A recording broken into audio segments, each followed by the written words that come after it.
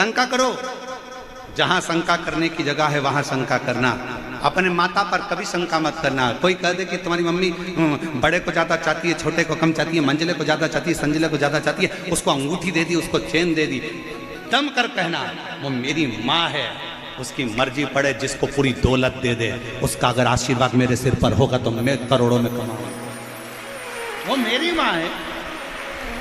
और कोई तुमसे कहे तेरे पिताजी ने बड़े भाई को ये दे दिया, छोटे को वो दे दिया, अरे आप राजस्थान में रहते हो और यहाँ का नानी बाई का मायरा सारी दुनिया सुनती है। नानी बाई के मायरे में एक संवाद आता है, जय कुंवर बाई जब मरी, दादी जब मरी तो अपने पोते को, बड़े पोते को सारी प्रॉपर्टी मिल गई और छोटा पोता नरसिंह मेहता रोते रोते शंकर के मंदिर में पड़ा था। सारी प्रॉपर्टी बड़ी को मिल गई, बड़े पोते को मिल गई, बड़ी बहू को मिल गई, सब कुछ मिल गया।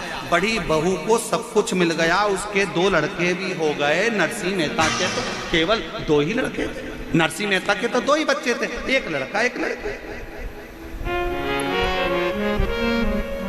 2 बच्चे थे नरसिंह मेहता जी के।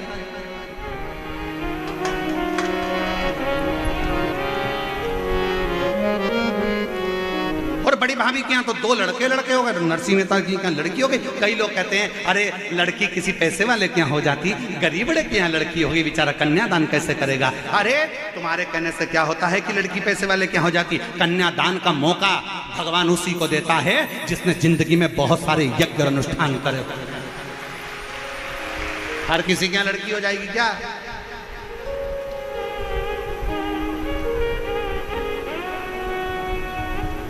मौका देता है परमात्मा, हर किसी क्या हो जाएगा। किस्मत वाले हो, किस्मत। जिन जिन के घर में बेटी ने जन्म लिया है ना, आज घर पे जाके राइनॉन से नजर उतार कर पीछे फेंक देना। भगवान की बड़ी कृपा है, मेरे घर में बेटी ने जन्म लिया है। और ठाठ से, और जितनी बेटियां मेरी यहाँ बैठी हैं और जितनी बेटियां आस्था चैनल पर कथा सुन रही हैं, मैं उनसे भी कहूँगा, बेटा, दुनिया के लोग कहते हैं बेटा माँ बाप का तर्पण करे, बेटा पिंडदान करे, बेटा तिलांजलि दे, तो माँ बाप करते हैं। पर शिव पुराण कहती है जिसके माँ बाप अगर बेटी का कन्यादान कर देते हैं, उस माँ बाप को पिंडदान की भी जरूरत नहीं पड़ती, वो तर जाता है। इसलिए बेटियों से निवेदन है, ऐसे मोटरसाइकिल सुधारने वालों से सावधान रहना। दूसरे का पेट्रोल डलवाकर, थोड़ी सी गाड़ी की एक्शन दिखाकर 10 रुपए का चाउमीन खिलाकर तुम्हें फंसाने का प्रयास करेंगे। इसलिए लव जिहाद से सावधान रहना और अपने माँ बाप पर भरोसा कर कर अपने माँ बाप को कन्यादान का मौका देना। अपने माता पिता को कन्यादान का मौका दीजिए। माता पिता है तो कन्यादान करे, जीवन की सार्थकता हो। थोड़ा सा बॉडी शॉडी देखी, थोड़ा फैशन मैसन देखा, 10 रुपए का चाउमीन खर्च कर दिया, 50 रुपए का पेट्रोल खर्च कर दिया, उतनी देर में 10-20 बार तुम्हारे मोबाइल में बैलेंस डलवा दिया, 60-60 रुपए का बैलेंस डलवा दिया, और उतने में तुम, तुझे ना देखूं तो चैन मुझे आता नहीं, तेरे सिवा कोई और भाता नहीं। बड़े आश्चर्य की बात। और जिस माँ बाप ने पूरी जिंदगी निकाल दी, पढ़ने के लिए जयपुर भेजा, खर्चा करा, जमीन गिरवे रख दी, माँ ने अपना जेवर बेच दिया तेरे पढ़ाने के लिए, और जिस माँ बाप के तू हृदय का चांद का टुकड़ा था, और आज तुझे वो दूसरा चांद पसंद आ रहा, दूसरा का। थोड़ा समझो, थोड़ा समझो, थोड़ा समझो। दोस्ती किसी से भी हो, पढ़ो कहीं पर भी, पर कह दो मैं अपने माँ बाप के बिना, जो मेरे माता पिता चाहेंगे वो कन्यादान करेंगे तो मैं शादी करूंगी, वरना मेरे लिए सब धूल है, सब मेरे लिए सब दे। क्या करना मुझको? 4 पर शंका मत करना कभी भी जीवन में। पहले नंबर पर जम के बोलो, पहले नंबर पर अपना इष्ट देव, अगर शंका मत करो। दूसरे नंबर अपने माता पर कभी शंका मत करो, अपने पिता पर शंका मत करो। पिताजी जायदाद किसी को भी दे दें। नानी बाई का मायरा कहता है कि जय कुंवर बाई ने अपनी जायदाद बड़े बेटे को, पोते को दे दी। छोटा पोता मंदिर में रोता, नरसिंह मेहता रोता। और कितनी कृपा, नानी बाई का ब्याह हो गया, नरसिंह जी के छोटे बेटे का ब्याह हो गया, और बड़ी जेठानी जो धन कबाड़ कर बैठी थी, धन लेकर बैठी थी, धन का अंबार भरा हुआ था जिसके पास में, और उसका बेटा कुंवारा रह गया। अब वो कहती है मेरे पास में इतना धन, इतना धन। और नरसिंह जी के बेटे के लिए तो कोई संबंध आया ही नहीं था, क्योंकि गरीबड़े के यहाँ संबंध कौन आए, पैसे वाले के। पहले तो एक संबंध आया नरसिंह जी के गांव में, सबको सूचना मिली कि नरसिंह जी के भाई के यहाँ करोड़ों का धन है और उनका एक लड़का है, चलो सबसे पहले लड़की की शादी अपन उसी से पक्की करेंगे।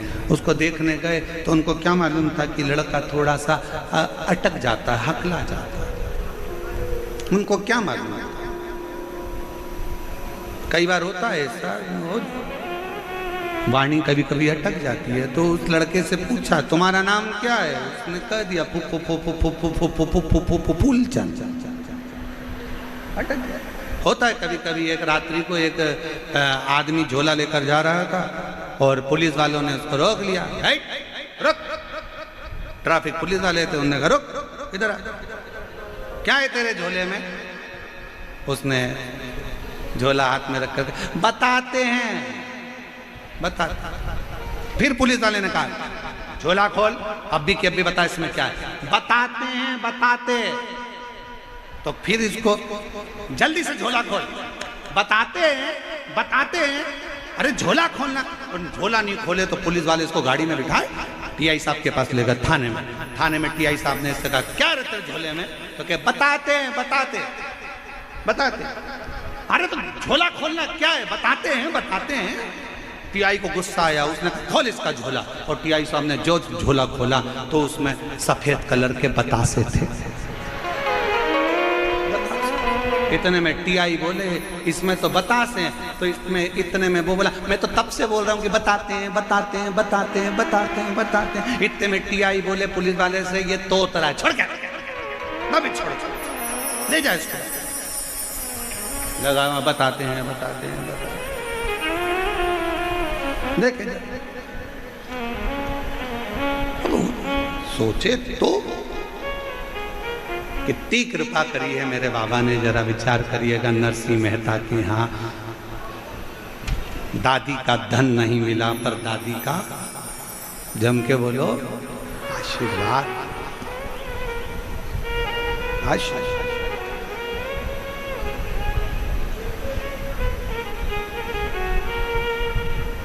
बस बहुत। और किस्मत का ताला यदि खोलना है तो भगवान की भक्ति में जितने रमोगे उतना उतना शिव कृपा करता जाए। उतना कहाँ है इनका पाँव, कहाँ है। नारायण भगवान बोले मैं चरण ढूंढने जाता हूँ, तुम सिर ढूंढने चले जाओ। जब फिर निवेदन करेंगे, ज्ञानी को समझाना सरल है, अज्ञानी को समझाना सरल है, पर अभिमानी को समझाना दुनिया का सबसे कठिन काम है। ज्ञानवान को समझाओगे तो वो सरल है, अज्ञानी को समझाओगे तो सरल है, पर अभिमानी को नहीं समझा सकते जिसके अंदर अभिमान है। रावण ज्ञानी था, अज्ञानी था, पर उसके साथ में सबसे बड़ी बात थी कि वो अभिमानी बहुत था। उसको मंदोदरी समझा ही नहीं समझा, सबने समझाया नहीं समझा, कहाँ समझा।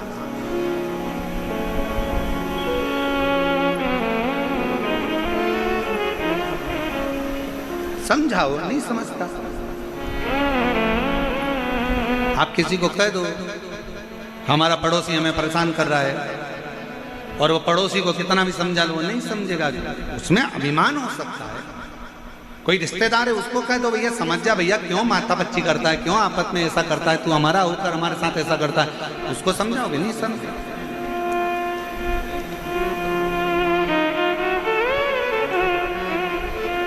कल जब हम दिलीप जी के यहाँ पहुंचे, हम वहीं रुके हैं दिलीप जी अग्रवाल जी के यहाँ जो जजमान परिवार है उनके यहाँ पर कल हम पहुंचे, तो शाम के समय पर एक व्यक्ति ने हमसे का बात कही कि गुरु जी आज का ज़माना इतना बेरोजगारी का हो गया कि लोग नए नए लड़के नए नए बच्चे सब बेरोजगार होकर पड़े, सब बेरोजगार। तो हमने उनसे कहा कि देखो भैया, इंसान से ज़्यादा बेरोजगार सांप हो गया। कहा सांप? हमने कहा जो सांप होता है ना सर्प, वो इंसान से ज्यादा बेरोजगार हो गया, क्योंकि सांप का काम इंसान ने ले लिया तो सांप बेरोजगार हो गया। उन्होंने पूछा सांप का काम क्या होता है? हमने कहा डसने का। आज का आदमी को इतने डसने में लगा है कि सांप बेरोजगार हो गया और आदमी काम का हो गया।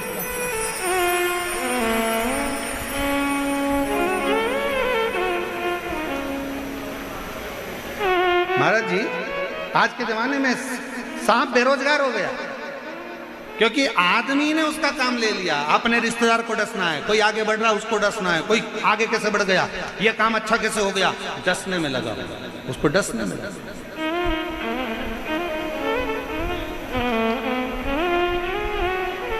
बेरोजगार हो गया बेचारा सांप, और आदमी रोजगार हो गया कि कोई आगे बढ़ रहा है उसको खींच लो, कोई आगे बढ़ रहा है उसका पाँव खींच लो, कोई आगे जा रहा है उसको खींच कर लिया। ये क्या है? बल्कि प्रसन्न होना चाहिए, प्रसन्न। अगर कोई आगे बढ़े ना तो सबसे ज्यादा खुशी आपको होना चाहिए कि आप अपने जीवन में कुछ अच्छा करो।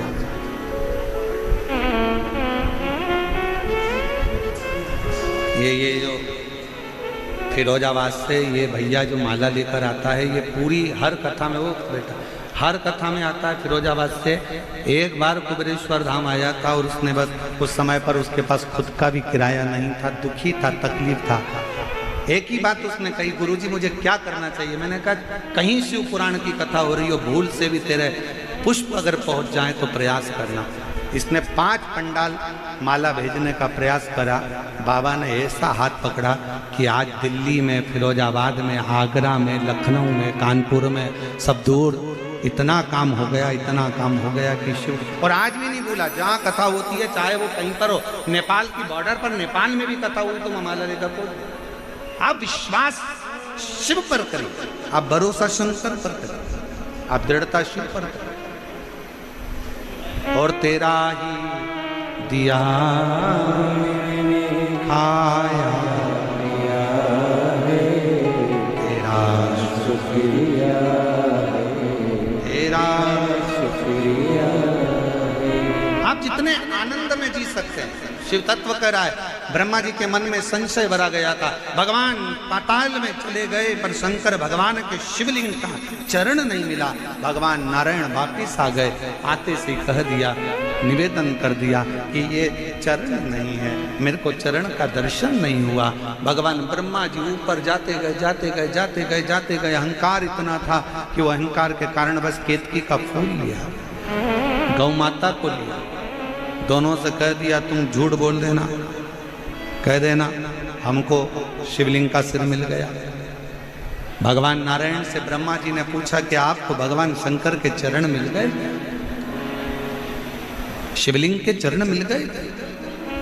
कई लोग आपसे पूछेंगे इतनी तेज गर्मी पड़ रही है, अंदर जाने की मौका नहीं मिल रहा, रोड पे बैठ के कथा सुन रहे हो, पेड़ की छांव में बैठ के कथा सुन रहे हो, अंदर जा नहीं रहे हो, तो काय को यहाँ पर कथा के पंडाल में जा रहे हो? लोग कमेंट्स करेंगे, काय को जाते हो, घर में बैठ के सुन लो, टीवी पर सुनो, ये करो वो करो, क्यों जा रहे हो, क्यों जा रहे हो, क्यों जा रहे हो? लोग लिखेंगे। आपको केवल एक ही बात करना है, हम तो बाबा के चलते हैं। और याद रखो, समय मिले तो जाओ। और अभी पंडालों में अगर जगह नहीं है, व्यवस्था नहीं है, कल का क्रम भी यही रहा था, भीड़ अथक होने से कथा को विराम कि भीड़ बहुत, तो निवेदन जो लोग नहीं पहुंच पाते वो टीवी पर कथा सुनो, मोबाइल पर सुनो, दिल से उससे प्रार्थना करो, विनय करो, निवेदन, अर्चना, अर्चना, उससे विनय। शिव कथा कर रही है, भगवान शंकर का संवाद कर रहा है, शिव महापुराण की कथा कर रहा है।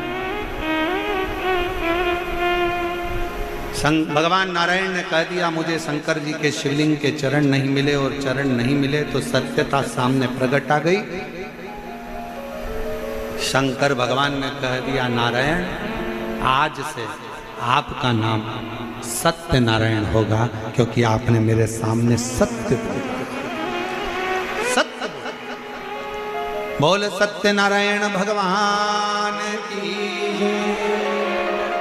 भगवान शिव ने कहा, सुनो नारायण, आपने सत्य कहा है, इसलिए भारत की भूमि पर, पूरी पृथ्वी पर, पूरी सृष्टि में आपकी पूजन सत्यनारायण के रूप में होगी। सुनो नारायण, आपने शिव की साक्षी में सत्य कहा, आप पूरे विश्व में सत्यनारायण के नाम से पूजे जाओ।